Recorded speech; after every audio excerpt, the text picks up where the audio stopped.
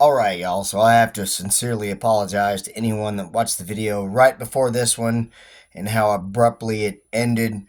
It just seems like 90% of the time, no matter how hard I try, I can't get it all done in one video due to some technical difficulty or another. This time it was full memory on my phone. I changed jobs a couple of weeks ago, and I am a superintendent for a remodel company, which requires me to take a lot more photos of work that we do so that we can keep track of it all.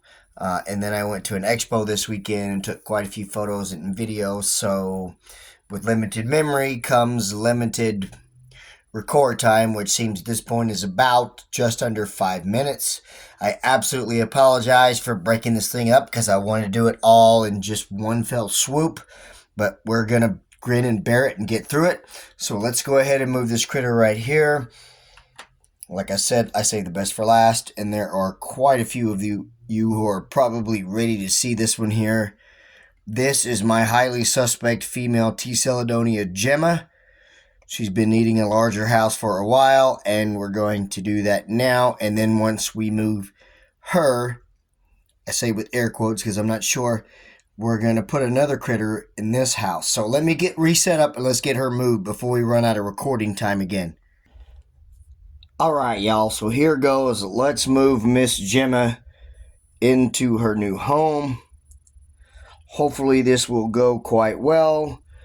Any of you who have had experience with arboreals, especially in the Caribbean or Avicularia class, will know that once you get them started, it's almost like a wind-up toy. They will just keep going and going, and sometimes they just won't stop. Hold on, guys. Let me rearrange the camera here. Anyway, once you get them walking, it seems like they just don't stop. And sometimes it's kind of hard to get them to stay in the enclosure. Fortunately, that went pretty well because she's usually pretty walky, if you will, once you get her started. She's in her new home. This is a much bigger enclosure, much better digs for her. A lot more room. I'm hoping that she will start building her trapdoor somewhere in this area, but the plans you have for a tarantula and the plans that they have for their house are much different. But there we go. That is the first one, Miss Gemma in her new home. Let's move along.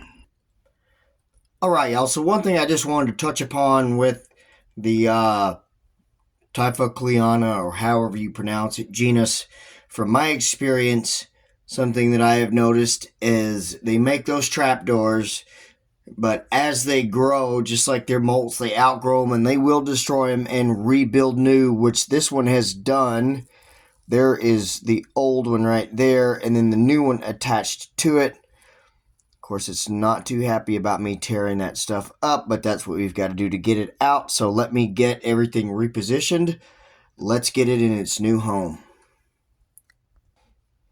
Alright, so this enclosure is obviously not the most ideal, but for it being as small as it is, it will do. Now, I hope is that it will build a trapdoor somewhere on this piece of cork bark, but in reality, we know, as you can see here, it's going to build its trapdoor up here, but that's all right. We will just let it do what it wants to because they're so gosh darn beautiful that they can literally do whatever they want. Hopefully, this transfer will go pretty well.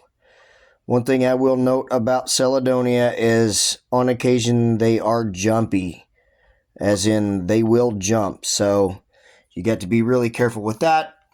There we go. Finally, y'all, we got the rehouse extravaganza done. Now all we've got to do is check out the new critters that I've got going on.